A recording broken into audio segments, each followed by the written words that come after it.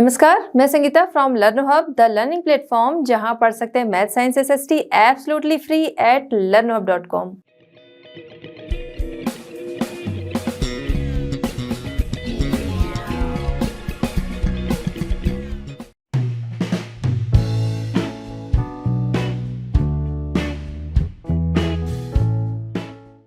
चलिए बच्चों, हमारा आज का चैप्टर स्टार्ट करते हैं। क्वेश्चन नंबर 1 है, discuss how the changes in forest management in the colonial period affected the following groups of people.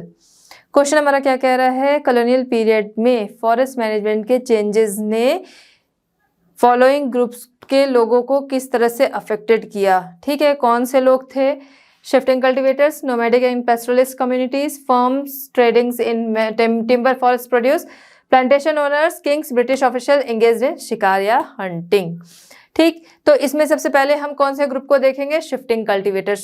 Shifting cultivators कौन होते थे? जो कि शिफ्टिंग कल्टीवेशन किया करते थे। अब शिफ्टिंग कल्टीवेशन क्या था, मैक्सिमम लोगों को पता होगा। तो इसमें क्या किया जाता था, जंगल के जो पेड़ पौधे होते थे उन्हें काट कर जला दिया जाता था, और उसकी जो ऐश होती थी उस पर जब बारिश पड़ती थी तो वहां पर वो सीड्स डाल दिया करते थे, जिससे कि पेड़ पौधे आ जाते थे, उनकी फसल तैयार होती थी। अक्टूबर नवंबर तक उस फसल को काट दिया जाता था, और फिर कुछ फसलें उगाने के बाद उस फील्ड को, उस लैंड को ये लोग करीब 12 to 18 ईयर्स के लिए खाली छोड़ देते थे, क्योंकि वहाँ का फर्टिलाइजेशन जो था वो कम हो जाता था, खत्म हो जाता था। दोबारा से वो फर्टिलाइज हो जाए वो लैंड, इसलिए वो उसे कुछ टाइम के लिए खाली छोड़ दिया करते थे। अच्छा, उनके इस कल्टीवेशन से नुकसान क्या था? जो आसपास के जो पौधे थे, पेड़ थे, उन्हें भी नुकसान होता था, वो उनमें भी आग लग जाया करती थी, क्योंकि जब वो जलाते थे उन्हें। अब उसके बाद हम देखते हैं कॉलोनियल गवर्नमेंट जब आती है, वो किस लिए आते हैं? वो हमारे यहाँ आते हैं कि लकड़ियों की खोज में आते हैं। ठीक है, उनके यहाँ के जो अच्छी लकड़ियाँ थी ओक वगैरह की, वो ख़त्म हो गई थी इंग्लैंड से, वो फिर हमारे यहाँ उसकी खोज के लिए आते हैं। फिर देखते हैं यहाँ के जंगल तो अच्छे खासे हैं। आगे हम देखते हैं, thinking of European forest guards for shifting cultivation. Shifting cultivation के लिए यूरोपियन गार्ड्स जो थे उनकी थिंकिंग क्या थी? तो उनकी थिंकिंग ये थी कि जिस तरीके से ये लोग इसे जला दिया करते हैं, तो इससे आसपास के जो पेड़ पौधे हैं या फिर कीमती पौधे जिसके लिए वो आए थे, वैल्यूएबल जो ट्रीज हैं, उनको भी नुकसान पहुंचता है। पहली चीज। दूसरा, इन्हें क्या माइनस पॉइंट वहां पर दिखता था कि इस तरीके से जिस तरह ये लोग खेती करते हैं, फिर वहां पर आग लगा दिया करते हैं, इसकी वजह से जिसके लिए आए थे, जो लकड़ियां ये ले रहे थे अपने काम के लिए, तो उसके नए पौधे जैसे शीशम, सागौन वगैरह जो भी थे, तो उनके साल, ओक वगैरह, तो उसके नए पौधे ये नहीं लगा सकते थे, क्योंकि कुछ टाइम के बाद ही वहां पर आग लगा दी जाती थी। तो नए पौधे, वो भाई उस पौधे को पनपने में, फिर तैयार होने में समय लगता था। तो इस तरीके से इनको ये लगा कि ये पौधे जो हैं वो पनप ही नहीं पाएंगे इस तरीके से। दूसरा, फिर थर्ड इनका नेगेटिव पॉइंट इन्हें क्या दिखा कि ये लोग जिस तरह से कल्टीवेशन करते हैं, जो लोग ये कल्टीवेशन करते हैं वो क्या करते हैं, एक जगह रहते हैं फिर दूसरी जगह रहते हैं, अपनी जगह वो चेंज करते रहते हैं। तो कि कैसे ये फिर उनके ऊपर टैक्स लगाएंगे, किस हिसाब से फसल हुई है, कहाँ चले गए, कि कौन टैक्स पे करेगा। तो ये सारी चीज़ें जो थी वो उनको खटकती थी कि, या फिर उससे उन्हें प्रॉब्लम थी, जिसे कि हम शिफ्टिंग कल्टीवेशन या जूम कल्टीवेशन भी कहते हैं। ठीक, तो इनका मानना था कि ये खेती जो है वो कहीं से भी सही नहीं है, क्योंकि वो हर तरह से नुकसान दे रही है। अब शिफ्टिंग कल्टीवेटर्स जो थे उनको वो कैसे अफेक्टेड हुए? अफेक्टेड द शिफ्टिंग कल्टीवेटर्स, ये किस तरह से अफेक्टेड हुए? जब कॉलोनियल गवर्नमेंट आई तो उन्होंने क्या किया, इन फॉरेस्ट पर कब्जा अपना कर लिया, और जो कल्टीवेटर्स थे उन्हें वहां से हटा दिया गया। ठीक है, उन्हें वहां से भगा दिया गया, और कुछ कल्टीवेटर्स को वहां, जो शिफ्टिंग कल्टीवेटर्स थे, कुछ लोग उनको वहां पर रहने दिया गया। क्यों रहने दिया गया? इसलिए रहने दिया गया कि ठीक है, तुम लोग यहाँ पर रह सकते हो, आप लोग यहाँ रह सकते हो, लेकिन आपको हमारे लिए फ्री में काम करना होगा। तो फ्री में ये उनसे काम लिया करते थे। ठीक है, जंगलों की देखभाल, लकड़ियों को काटना, लगाना, ये सारा काम उनसे ये लिया करते थे। इसलिए कुछ लोगों को इन्होंने वहां पर रहने दिया, कुछ लोगों को वहां से हटा दिया, जिसकी वजह से क्या हुआ, उनका जो काम था उनकी जो जीविका थी वो पूरी तरह से चेंज हो गई। फिर वो दूसरे दूसरे काम अपने करने लगे, क्योंकि जो उनका लाइवलीहुड जो काम था वो सारा चीज़ क्या जंगलों से ही पूरा होता था, और वहाँ से ही उन्हें हटा दिया गया, तो उनका जो जीविका थी वो चेंज हो गई। धीरे धीरे हमने देखा छोटे मोटे विद्रोह भी होते रहे समय के साथ, फिर वो विद्रोह बाद में बड़े होने लगे। तो कुछ लोग जो थे वो विद्रोह जो रेबल था उसको भी करने की तैयारी करने लगे, रेबल में वो कुछ लोग जो थे वो इन्वॉल्व हो गए। तो इस तरीके से इनकी लाइफ जो थी वो चेंज हो गई कि इनको वहाँ से हटा भी दिया गया, इनके ऑक्यूपेशंस जो थे वो भी चेंज हो गए। उसके अलावा कुछ लोग जो थे वो रेबल में इन्वॉल्व हो गए। तो इस तरह शिफ्टिंग कल्टीवेटर्स किस तरह से उनकी लाइफ अफेक्टेड हुई वो हमने देखा। फिर आगे का हम देखते हैं। चलिए अब हम आगे देखते हैं। आगे हमारा nomadic and pastoralist communities. Nomadic and pastoralist communities जो थी वो किस तरह से अफेक्टेड हुई।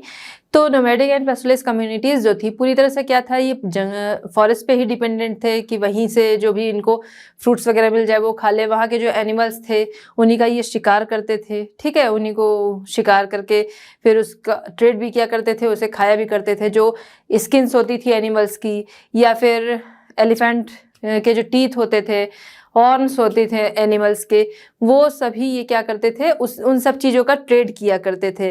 हो गया जैसे कुकून्स हो गया। कुकून्स क्या है, सिल्क वॉर्म जो कुकून्स बनाते हैं जिसके अंदर जिससे कि सिल्क थ्रेड बनता है, तो उन कुकून्स का इन सारी चीज़ों की ये ट्रेडिंग किया करते थे। तो जब ब्रिटिश गवर्नमेंट जो है, जब वो लोग आए, ब्रिटिशर्स जब आए यहाँ पर लकड़ी की खोज में, फिर उसके बाद उन्होंने क्या किया, यहाँ के जंगलों पर पूरी तरह से इन्होंने अधिकार कर लिया। मैक्सिमम पार्ट को इन्होंने रिस्ट्रिक्टेड कर दिया कि यहाँ पर जो पेस्टोरलिस्ट वगैरह है वो नहीं आ सकते हैं। अब उस पर पूरी तरह से क्या हो गया, इन ब्रिटिशर्स का कब्जा हो गया। जो वहाँ पर रहने वाले नोमैडिक एंड पेस्टोरलिस्ट थे उन्हें वहाँ से हटा दिया गया, जिसकी वजह से क्या हुआ, उनका ऑक्यूपेशन जो था, ट्रेडिंग वगैरह वो करते थे, हंटिंग करते थे, तो उनकी जीविका क्या थी, इन्हीं चीज़ों से थी, क्योंकि इसी से उन्हें फूड मिलता था, इसी से ट्रेड करते थे, उसी से उनकी कमाई होती थी। वो सारी चीज़ें पूरी तरह से क्या हो गई, बंद हो गई। इन्हें जंगलों से हटा दिया गया, कुछ लोगों को वहाँ रहने दिया गया, तो उनसे काम लिया जाता था ज़बरदस्ती, मतलब ज़्यादा से ज़्यादा उनसे काम लिया जाता था, और उन्हें जो पेमेंट करी जाती थी वो बहुत ही कम की जाती थी। उसी समय प्लांटेशन वगैरह भी लगने लगे, फैक्ट्रीज लगने लगी। उन सभी के लिए वो अलग अलग जगहों से इन लोगों को पकड़ कर लाते थे और उनसे काम कराया करते थे। तो ये वहाँ पर काम करने को मजबूर हो गए। अब काम करने को मजबूर हो गए, लेकिन ऐसा नहीं कि वहाँ पर अगर काम कर भी रहे तो उनका फ़ायदा है, क्योंकि इनसे काम बहुत ज़्यादा लिया जाता था, इन्हें जो मजदूरी थी वो बहुत कम दी जाती थी। ठीक है, with the coming of British however trade was completely regulated by the government. ठीक है, grazing and hunting by local people were restricted in the process of, देखिए ये चीज़ें क्या कर दी, रिस्ट्रिक्टेड कर दी गई, जो कि इनका काम ही था। In the process many pastoralist and nomadic communities loss their livelihood. उनकी जीविका क्या थी, यही सब चीज़ें थी, जंगलों से मिलने वाली चीज़ थी, वहीं वो रहा करते थे। तो इस तरह से पूरी तरह सब कुछ उनका छिन गया। They were forced to work instead of factories, mines and plantation under government supervision. ठीक है, गवर्नमेंट के सुपरविजन में उनको क्या करना पड़ा, फैक्ट्रीज, माइंस इन जगहों पर काम, प्लांटेशन इन जगहों पर काम करना पड़ा, जहाँ पर इनके साथ बहुत बुरा व्यवहार किया जाता था। बहुत सारे लोगों को अपराधी कबीले नाम देकर फिर उनको यहाँ पर लाकर और ज़बरदस्ती काम कराया जाता था, और वापस वो अपनी घर वापसी नहीं कर सकते थे। नेक्स्ट है firms trading in timber forest produce. ठीक है, जो लोग ट्रेडिंग करते थे टिम्बर एंड फॉरेस्ट प्रोड्यूस में, उनका क्या हुआ, तो वो कैसे चेंज हुए। तो जो लोग इन चीज़ों में ट्रेडिंग वगैरह करते थे, तो यहाँ पर क्या हुआ, कॉलोनियल गवर्नमेंट जो थी उनका कब्जा हो गया। तो जो यूरोपियन ट्रेडिंग फर्म्स थी उनको उन्होंने ये सारी चीज़ों काम का ठेका एक तरह से कह सकते हैं, या जो भी, तो वो उनको वो काम जो था उन्हें देखने के लिए दे दिया गया। इसी टाइम में क्या था, रेलवेज का काम चल रहा था, जिसके लिए बहुत सारी लकड़ियों की ज़रूरत पड़ती थी। रेलवे ट्रैक होते थे जो कि आज भी होते हैं, तो रेलवे ट्रैक जो होते हैं उसके बीच में आप देखते होंगे ऐसे अभी तो पत्थर लगे होते हैं, इन ट्रैक्स को पकड़ने के लिए, ठीक है, इन ट्रैक्स को कि ये खिसके ना, तो इसके लिए यहाँ पर क्या किया जाता है, यहाँ पर पत्थर होते हैं। उस टाइम में क्या था कि लकड़ियों को लगाया जाता था, तो जो लकड़ियाँ लगाती थी उसके लिए सीधी मजबूत लकड़ियाँ चाहिए होती थी, वो इंग्लैंड में ओक ट्री वगैरह से लिया जाता था, वो वहाँ पर ख़त्म हो रही थी वो लकड़ियाँ, जिसकी वजह से इनके लोग जो है 1820 में इंडिया आए लकड़ियों की खोज में, और यहाँ पर आकर उन्होंने ये चीज़ें देखी और यहाँ के जो फॉरेस्ट थे उस पर कब्जा कर लिया। तो जो यहाँ के ट्रेडर्स थे उनको हटाया और यूरोपियन ट्रेडिंग फर्म्स जो आई थी उनके हाथ में ये सारी चीज़ों का कब्जा दे दिया गया, ठीक है, कि अब ये लोग ये सारी चीज़ें करेंगे। और इसी टाइम में हम देखते हैं इंडिया में भी रेलवे की शुरुआत होती है 1850 में, फिर 65 में थोड़ा काम और तेज़ी से बढ़ता है, 90s तक हम देखते हैं वो काम, और जो रेलवे ट्रैक्स थे वो काफ़ी लंबे बन गए थे। लेकिन इन सब में जो लकड़ियों का खर्च था वो बहुत ही ज़्यादा था, जंगल जो थे वो लगातार कटते जा रहे थे। फिर यहाँ के भी लोग जो यूज़ करते थे लकड़ियों का, जिसे घर बनाने के लिए भी यूज़ हो रहा है, जलाने के लिए भी यूज़ हो रहा है, तो ये सारी चीज़ों को इन लोगों ने पूरी तरह से बंद कर दिया, फॉरेस्ट को अपने हाथ में ले लिया, उस पर कब्जा पूरी तरह से अपना कर लिया, और यहाँ के लोगों को मना कर दिया गया कि अब इन फॉरेस्ट से, ये जो फॉरेस्ट हैं वो रेस्ट्रिक्टेड हो गए, यहाँ से आप लोग कुछ नहीं ले सकते हैं, ठीक है। तो यहाँ के लोगों की जो लाइफ थी वो उन्होंने इस तरह कर दी। रेलवे ट्रैक भी बनवा रहे थे वो भी अपने काम के लिए कि अपने सामान जो है वो किस तरीके से आएंगे जाएंगे, ठीक है, यहाँ के लोगों को फ़ायदा मिल रहा है और उस टाइम में मिला, बट जब उन्होंने बनवाया उनकी सोच ये थी कि अपनी ट्रेडिंग के भी काम ये आएंगे। तो by the 1820s search parties were sent to explore the forest resources of India, ठीक है। तो वो उनका जो खोजी दस्ता था 1820s में क्या हुआ, इंडिया आया लकड़ियों की खोज में। With in a decades vast amounts of forest were cut down for timber and forest products, forest started disappearing fast around and railways, ठीक है। तो इस दौरान में क्या हुआ, बहुत सारी लकड़ियां जो थी वो यहाँ, बहुत सारे जंगल यहाँ पर काटे गए और जो लकड़ियां थी वो वहाँ पर भेजी गई, बाहर भेजी गई, ठीक है। इसी टाइम में हम देखते हैं कि एक्सपोर्ट जो है बहुत ज़्यादा लकड़ियों का किया गया। इसी टाइम में यहाँ भी रेलवे ट्रैक बनने लगा, तो यहाँ भी लकड़ियों की ज़रूरत जो थी वो बहुत ज़्यादा हो गई। अगर हम देखें तो 1 माइल का जो रेलवे ट्रैक था उसको बनाने के लिए 60 to 2000 तक लकड़ियाँ जो थी वो इतनी लकड़ियाँ लग जाती थी, ठीक है, इतने पीसेस जो थे वो लकड़ियों के लग जाया करते थे, उसके लिए सीधी लकड़ियाँ ही चाहिए होती थी। तो इस तरह की फर्म्स जो थी वो बनाने लगे कि नए नए पेड़ उगाने हैं, क्योंकि आगे लकड़ियाँ चाहिए, ठीक। और इतनी तेजी से वो कटाई की हुई, जंगलों को साफ कर दिया गया कि एक टाइम में जंगल जो थे वो पूरी तरह एकदम साफ हो गए, बिल्कुल ख़त्म से होने लगे। और जो रेलवे ट्रैक्स थे, तो रेलवे ट्रैक्स के आसपास जो लकड़ियों की कटाई का काम इन लोगों ने दे दिया, तो जाहिर सी बात है जो आसपास का एरिया होगा वहां से ही लोग ज़्यादा काटेंगे, ठीक है। तो रेलवे ट्रैक बनाने के लिए उनको जंगलों को साफ करना पड़ा, प्लस रेलवे ट्रैक के लिए जो लकड़ियाँ चाहिए थी वो आसपास के ही जंगलों से ये लोग ले रहे थे, जिसकी वजह से जो जंगल थे 1 डिकेड्स में ही बहुत तेजी से वो ख़त्म होने लगे, जिसकी वजह से कॉलोनियल गवर्नमेंट ने क्या किया, वो परेशान हुए। उन्होंने 1865 में क्या किया, इंडियन फॉरेस्ट एक्ट जो था वो पास कर दिया, जिसमें हम बाद में देखते हैं संशोधन भी होता है आगे 2 बार। तो वहां पर क्या हुआ कि उन्होंने एक्ट ला दिया और उसमें विलेजर्स जो थे उनके लिए, उनको पूरी तरह से रेस्ट्रिक्ट कर दिया गया कि वो जंगलों से कोई भी लकड़ी जो है वो नहीं ले सकते हैं। Villagers could not take anything from these forest even for their own use, ठीक है। तो अपने यूज के लिए भी वो वहां से कुछ नहीं ले सकते हैं। तो इस तरह हम देखते हैं firm trading in timber, forest produce जो था, तो ये काम करने वालों पे किस तरह से पूरी तरह से रोक कर लगा दी जाती है, और जो बाहर से लोग आए हुए थे वो पूरी तरह से अपने कब्जे में इन चीज़ों को ले लेते हैं, और इसका काम भी जो होता है वो यूरोपियन ट्रेडिंग फर्म्स को दे दिया जाता है। चलिए नेक्स्ट हम देखते हैं plantation owners. Plantation owners, Europe में डिमांड बढ़ने लगी किस चीज़ की, टी, कॉफ़ी, रबर्स, इन चीज़ों की डिमांड बढ़ने लगी, जिसकी वजह से प्लांटेशन जो था वो ज़रूरी हो गया। इसके लिए क्या किया इन्होंने, इसके लिए भी जंगलों को साफ़ किया गया कि यहाँ पर जो ये पेड़ पौधे हैं वो क्या है, वो किसी काम के नहीं, तो इनको हटाया जाए और यहाँ पर प्लांटेशन किया जाए, जिससे कि अच्छी खासी कमाई भी होगी और डिमांड जो है वहाँ की वो भी पूरी होगी और कमाई जो होगी वो भी अच्छी खासी होगी। तो इसके लिए क्या किया गया, बड़े पैमाने पर जंगलों को साफ कर दिया गया। अब जंगलों में हम देखें अगर, तो बहुत सारी जो काम के पेड़ पौधे होते हैं वो भी होते हैं, लेकिन वहाँ पर उनको क्या था, उनको अपना काम दिख रहा था कि हमारा काम जो है वो होता है, मतलब उनको जो है प्रॉफिट भी मिलता रहे। तो इसके लिए उन्होंने क्या किया, एक बड़े पैमाने पर सारे फॉरेस्ट जो थे वहाँ के आसपास के उसे साफ करा दिया, उसे प्लांटेशन में चेंज करा दिया गया। ठीक, फॉरेस्ट वालों को भी वहाँ से हटा दिया गया। अब इसका काम किसे दिया गया, कॉन्ट्रैक्ट की बात अगर हम करते हैं तो कॉन्ट्रैक्ट किसे दिया गया, कम रेट पर उन्होंने दिया, कम रेट पर यूरोपियन प्लांटर्स जो थे उनको ये काम दे दिया गया। अब यूरोपियन प्लांटर्स को ये कॉन्ट्रैक्ट दे दिया गया और वहाँ पर काम जो कराया जाता था वो उन यूरोपियन से नहीं, वो इंडियन से ही कराया जाता था कि उनसे ज़बरदस्ती काम भी लिया जाएगा, उन्हें कम मजदूरी भी दी जाएगी। तो कॉन्ट्रैक्ट वो लोग यूरोपियन प्लांटर्स को देते थे और काम यहाँ के लोगों से कराते थे। तो इस तरह से हम देखते हैं कि large areas of natural forest were also cleared make way for tea, coffee and rubber plantation to meet Europe's growing need for these commodities. ठीक है, वहाँ पर डिमांड बढ़ी जिसके लिए उन्होंने क्या किया, यहाँ के जंगलों को साफ किया और यहाँ पर प्लांटेशन किया टी, कॉफी, रबर, इन चीज़ों का, जिसके लिए जंगलों को साफ किया गया। और the colonial government took over the forest and gave vast area for to European planters to cheap rate. ठीक है, यूरोपियन प्लांटर्स को चीप रेट पर दे दिया गया जिससे कि वो वहाँ पर खेती करवाएंगे और वो चीज़ें जो है वो उन्हें मिल जाएंगी।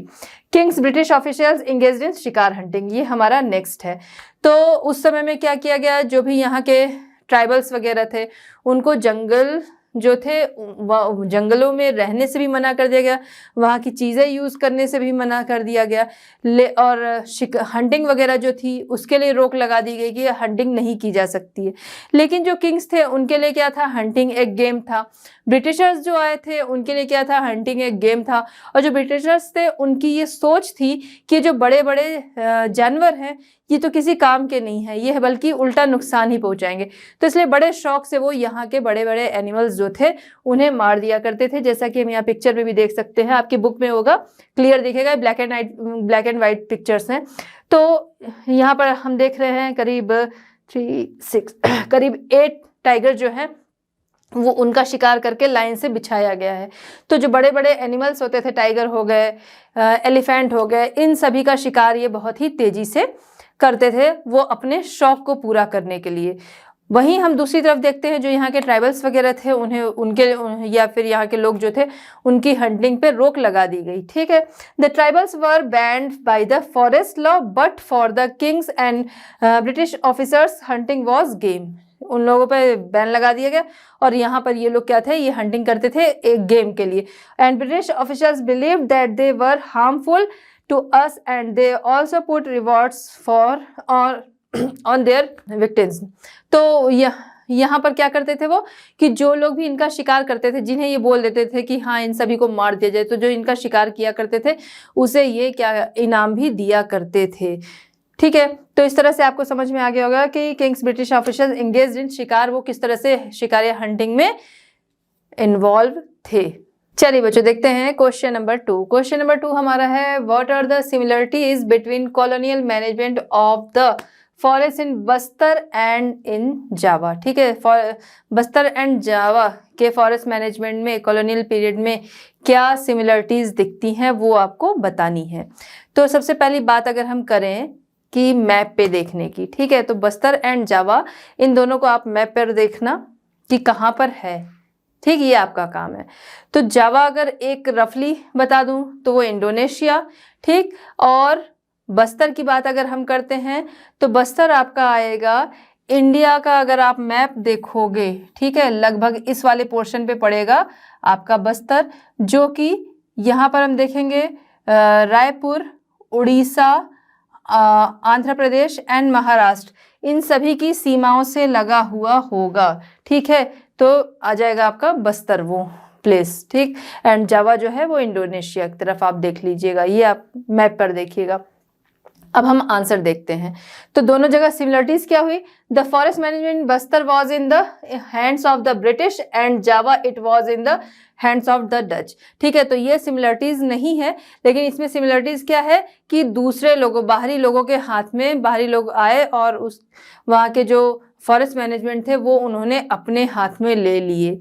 ठीक है, अगर हम देखें तो बस्तर में किसके हाथ में था, ब्रिटिशर्स के हाथ में था, एंड जावा में यही डच जो थे डचीज उनके हाथ में था, मतलब उन्होंने अपने कब्जे में ले लिया था।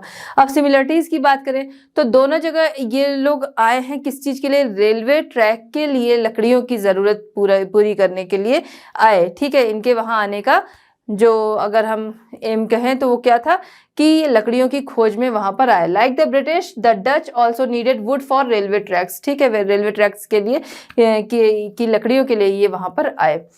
In both the place, outsiders had taken control and deprived the forest dwellers of their ancient rights. जो भी forest dwellers रहते थे वहां पर उन्होंने हटा दिया और उस पर अपना कब्जा कर लिया, जो कि उनका राइट्स था कि वो लोग पहले से वहां रहते थे। ठीक है, उन जंगलों को वो पूजा करते थे, वो धरती आकाश जो भी हमारा नेचर है, ठीक है, पेड़ पौधे, इन सभी की वो पूजा किया करते थे।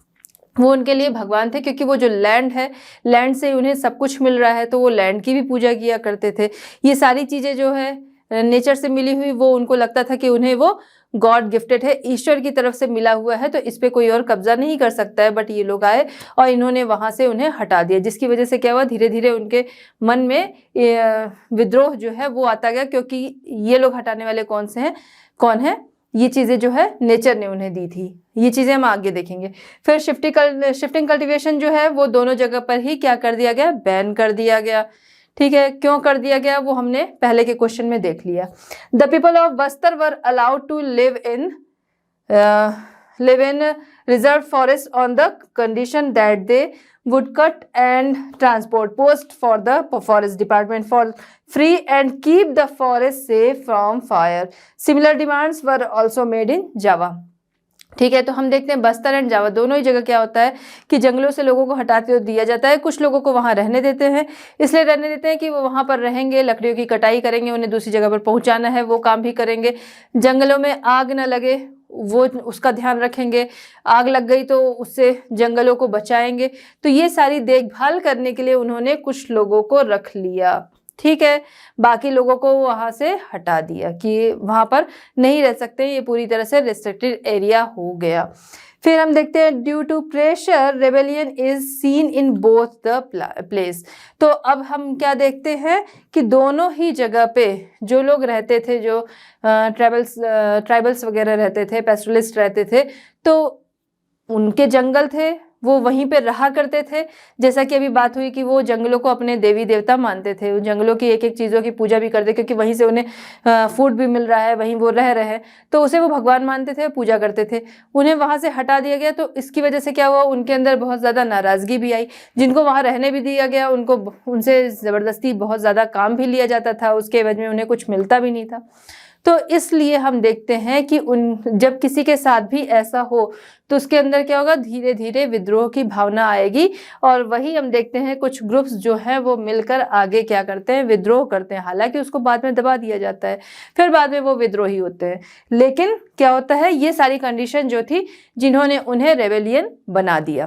तो इस तरह हम देखते हैं कि दोनों जगह पे, जावा एंड बस्तर, दोनों जगह पे क्या सिमिलरिटीज थी। चलिए बच्चों देखते हैं क्वेश्चन नंबर 3। क्वेश्चन नंबर 3 हमारा है between 1880 and 1920 forest cover in the Indian subcontinent decline by 9.7 million hectares from 108.6 million hectares to 98.9 million hectares. Discuss the role of the following factors in this decline. ठीक है, हम देखते हैं Indian subcontinent में 1880 से 1920 के टाइम में 9.7 million hectares की कमी आती है फॉरेस्ट कवर एरियाज जो थे उसमें। ठीक है, पहले वो कितने थे, 108.6 मिलियन, जो कि घटकर रह गए 98.9 मिलियन हेक्टेयर्स, इतने घटकर रह गए। यानी कि 9.7 मिलियन हेक्टेयर्स की कमी आई फॉरेस्ट कवर एरिया जो इंडियन सब कॉन्टिनेंट में था।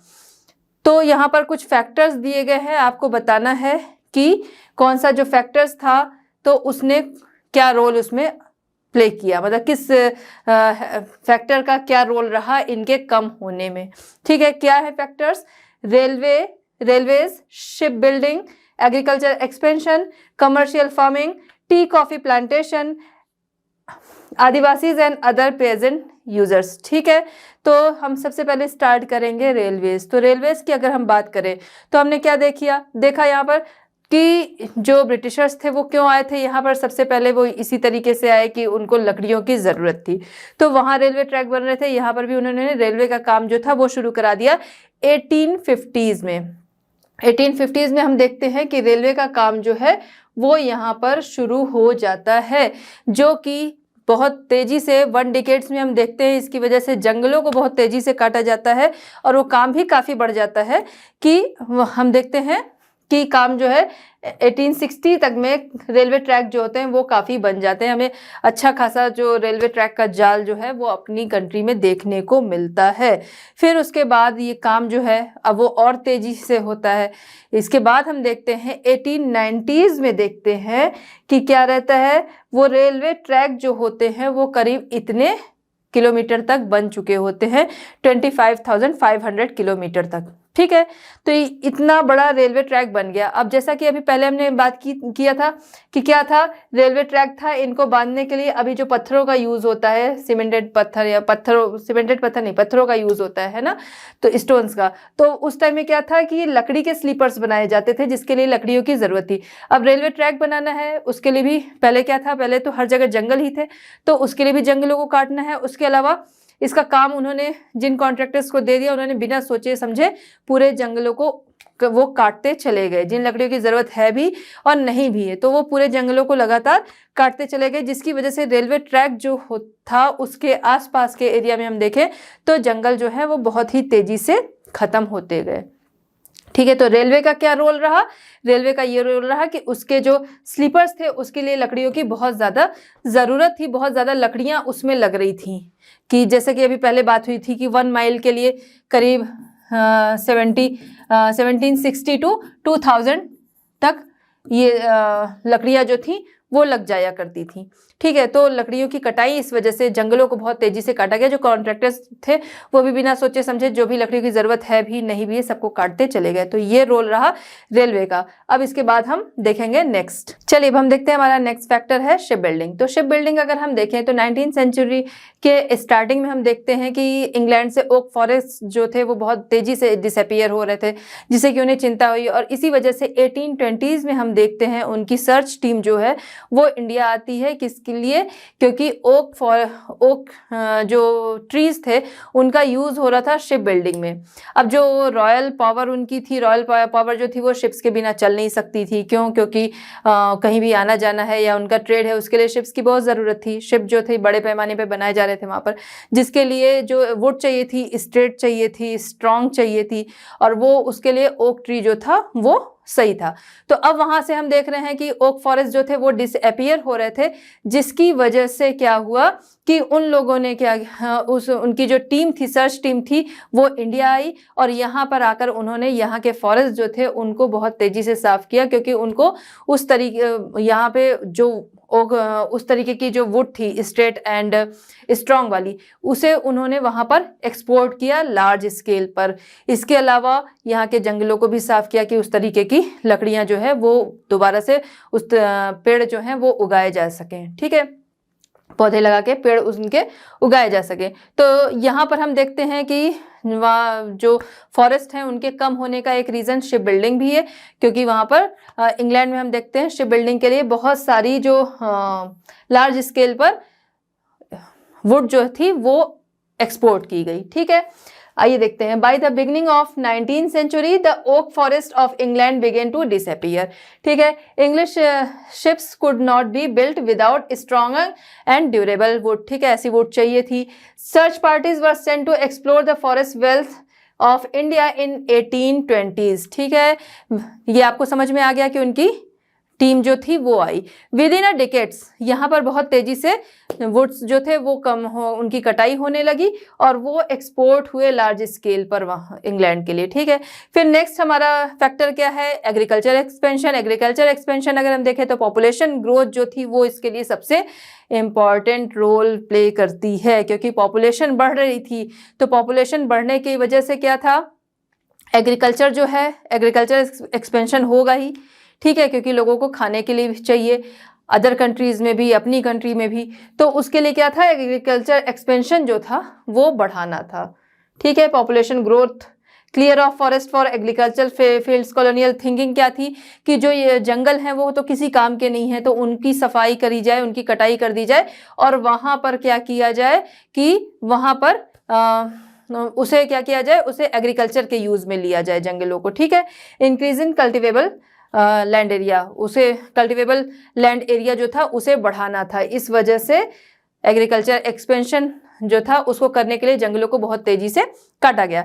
नेक्स्ट हम देखते हैं कमर्शियल फार्मिंग। कमर्शियल फार्मिंग अगर हम देखते हैं तो यहाँ लोगों की सोच क्या थी कि जो जंगल हैं वो तो किसी काम के हैं नहीं, तो इसलिए उनको हटाया जाए और वहाँ पर कमर्शियल फार्मिंग जो है वो की जाए, जिसके लिए उन्होंने इंग्लैंड से स्पेशलिस्ट बुलाया गया जिनका नाम था डायट्रिच ब्रैंडिस। ठीक है, उनका नाम था डायट्रिच ब्रैंडिस। इसको आपको याद रखना है क्योंकि देखिए कोई भी क्वेश्चन आता है, हम आप देख लिए सभी सब्जेक्ट में ऐसा होता है, बट एसएसटी में ऐसा ज़्यादा है कि कोई भी आंसर है, एसएसटी हो गए जिसमें कि थोड़ा आंसर जो है वो लिखने पड़ते हैं ज़्यादा, तो उसमें अगर हम देखें तो सेम क्वेश्चन आपको 1 मार्क्स में भी पूछ लेगा, 2 मार्क्स में भी, 3 मार्क्स में भी एंड 5 मार्क्स में भी सेम क्वेश्चन ही आता है। लेकिन उसका आंसर कैसे आपको देना है, आंसर आपको देना है मार्क्स के अकॉर्डिंग कि कितने मार्क्स का है। अगर 1 मार्क्स में है तो आपको बस हेडिंग दे देना है, 2-4 में है तो थोड़ा थोड़ा उसके बारे में, 2 मार्क्स का है तो हेडिंग के साथ 1 लाइन आपको लिख देना है, 4 का है या 5 का है तो आपको अच्छे से डिटेल में उन चीज़ों को लिखना है। तो वो हो गया। अब जैसे ये आंसर हम लोग पूरा देख रहे हैं, इसमें किसी भी एक पोर्शन को ही लेके अगर पूछ लिया तो आपको वो बताना होगा। अब इसमें से डायट्रिच ब्रैंडिस हो सकता है इनके बारे में ही पूछ लिया, तो वो चीज़ें आपको मालूम होनी चाहिए। ठीक है, तो जर्मन स्पेशलिस्ट डायट्रिच ब्रैंडिस को बुलाया गया, किस लिए कि वो ये इन चीज़ों को देखें और फिर बताएं कि किस तरीके से कल्टीवेशन जो है वो कमर्शियल पर्पज से किस तरीके से हम बढ़ा सकते हैं। ठीक है, अब डायट्रिच ब्रैंडिस जब आए इंडिया तो इन्हें यहाँ का फर्स्ट इंस्पेक्टर जनरल जो है वो बनाया गया। डायट्रिच ब्रैंडिस को फर्स्ट इंस्पेक्टर जनरल, अगर ये भी क्वेश्चन आ सकता है कि इंडिया का फर्स्ट इंस्पेक्टर जनरल कौन था तो आप बता सकते हो डायट्रिच ब्रैंडिस। ठीक है, ये शायद आपको ओ लग रहा होगा, डी है। ठीक है, तो डायट्रिच ब्रैंडिस जो थे फर्स्ट इंस्पेक्टर जनरल इंडिया के घोषित किए गए। वो आए, उन्होंने यहाँ पर देखा तो उन्होंने बोला कि जिस तरीके से यहाँ पर ग्रेजिंग की जाती है, जिस तरीके से यहाँ पर कटाई हो रही है वनों की, लोग अपने यूज़ के लिए काट रहे हैं, उसे बैन किया जाना चाहिए। ठीक है, अपने काम के लिए तो वो लोग वहाँ पर भेज रहे हैं लकड़ियाँ, लेकिन यहाँ पर जो लोग यहाँ के जंगलों में रहते थे उनको पूरी तरह से उनके यूज़ के लिए कि ग्रेजिंग हो गया है, फिर ये या फिर वो लकड़ियों को ले रहे हैं, उन सारी चीज़ों को बैन कर दिया गया। तो उसके लिए उन्होंने बैन कराया और उनका मानना था कि कोई एक्ट जो है वो लाया जाए जिससे कि लोग जो है उसे और ज़्यादा सही तरीके से माने, जिसकी वजह से हम देखते हैं 1865 में फॉरेस्ट एक्ट जो है, इंडियन फॉरेस्ट एक्ट जो है वो आया। ठीक है, 1865 में हम क्या देखते हैं, इंडियन फॉरेस्ट एक्ट। ठीक है, तो 1865 में इंडियन फॉरेस्ट एक्ट जो है उसे लाया गया। ठीक, ये इस तरीके के क्वेश्चन जो है वो आ सकते हैं कि आपको एक नंबर में उसको पूछ लिया जाए। ठीक है, commercial farming, cutting of natural forest for commercial cultivation, preference to 1 row and 1 variety of trees. तो जंगल में क्या हम देखते हैं, बहुत तरीके के पेड़ पौधे होते हैं, कुछ काम के होते हैं, कुछ बिना काम के होते हैं, कुछ हो सकता है काम के बट हमें पता नहीं है। बट उनका मानना था कि इन सभी को हटाया जाए और 1 रो में ट्रीज को लगाया जाए, जैसा कि यहाँ पर है कि वो जो लकड़ियाँ होंगी वो कमर्शियल यूज़ में भी आ सकेंगी सही तरीके से। तो इसलिए उन्होंने जो थ्योरी दी कि 1 रो 1 वेराइटी ऑफ ट्रीज इस तरीके के लगाए जाएं कि एक ही वेराइटी के ट्रीज जो हैं वो एक रो में लगा दिए गए, तो वो पूरे ज़रूरत पड़ने पे फिर उन्हें लिया जा सकेगा। तो ऐसी थ्योरी जो उन्होंने लाई, हालांकि बाद में उसे मना कर दिया गया कि ये थ्योरी जो है वो सही नहीं है। तो ये उन्होंने थ्योरी लाई किसने, डायट्रिच ब्रैंडिस ने। ठीक है, फिर demand for trees whose woods for straight and long. तो उस समय डिमांड क्या थी, हमने देखा रेलवे के लिए या फिर शिप बिल्डिंग के लिए, इन सभी के लिए डिमांड क्या थी, ऐसे वुड्स की थी जो कि स्ट्रेट एंड लॉन्ग हो। तो इसी तरीके से इन्होंने थ्योरी जो दी कि 1 ट्री 1 वेराइटी 1 रो 1 वेराइटी वाली थ्योरी दी, उसी बेस पे चलने के लिए जंगलों को बहुत तेजी से साफ किया गया। तो यहाँ पर ये सारे तीनों जो फैक्टर्स हैं वो आपको समझ में आ गए होंगे, ship building, agriculture expansion and commercial farming.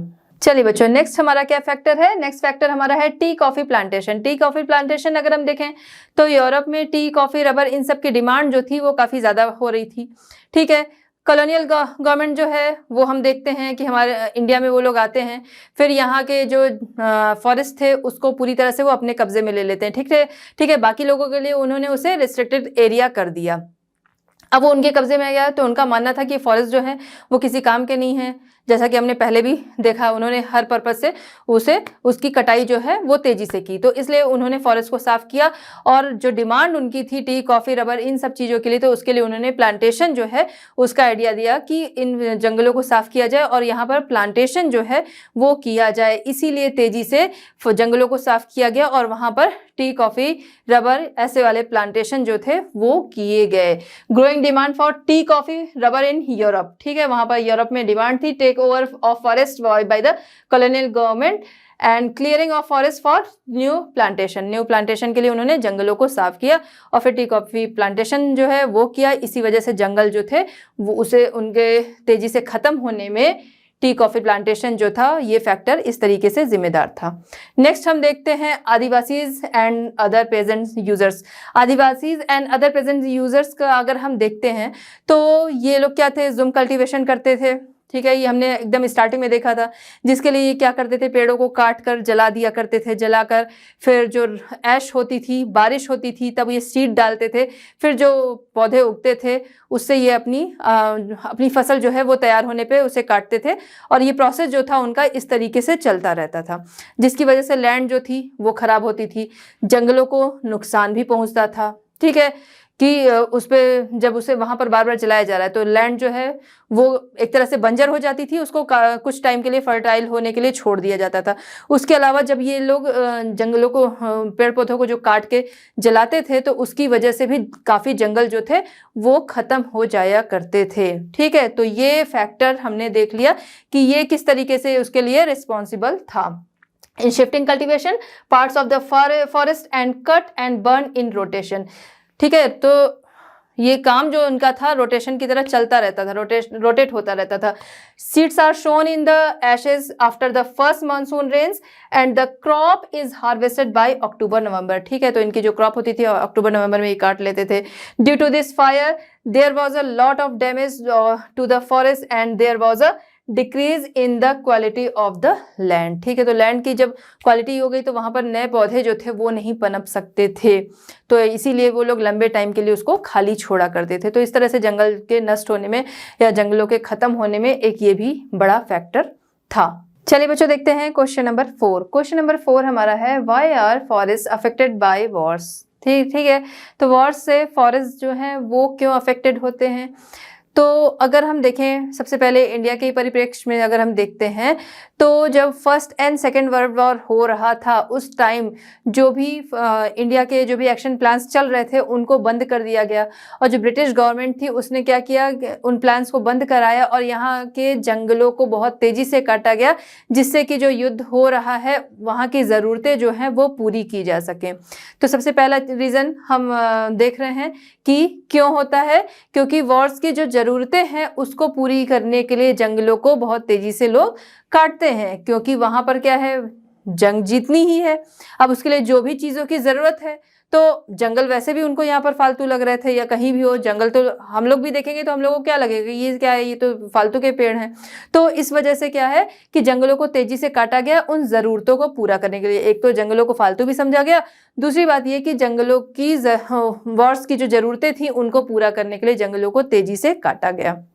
वहाँ पर क्या है, अनाज भी भेजना है, बहुत सारी चीज़ें जो हैं वो लकड़ियों से ही बनती हैं, तो उन सभी चीज़ों के लिए जंगलों को तेजी से काटा गया, बहुत सारे एक्शन प्लान्स को बंद करा के। Forest are affected by wars due to the following reasons, many outgoing action plans have to be stopped, many of needs which are met only by cutting the trees, बहुत सारी युद्ध की जो ज़रूरतें होती हैं वो ट्रीज से ही पूरी होती हैं, तो इसलिए क्या होगा, ट्रीज को काटा जाएगा तभी वो लकड़ियाँ मिलेंगी, तो ट्रीज को काट के ही या फिर जंगलों को काट के ही वो ज़रूरतें जो हैं वो पूरी की जा सकती हैं। डाउन इन लार्ज क्वांटिटीज़, क्योंकि बड़ी क्वांटिटी में युद्ध हो रहा है तो बड़ी क्वांटिटी में हर एक चीज़ चाहिए। तो एक रीज़न ये हमने देख लिया। फिर आगे भी हम देखते हैं, as we see in India in world war first and second, तो हमने इंडिया में देखा world war first and second दोनों में, या फिर कहीं भी देखें तो जो भी एक्शंस चल रहे हैं उनको स्टॉप किया जाता है और जो युद्ध की ज़रूरतें हैं उन्हें पूरा करने पे ध्यान पहले दिया जाता है।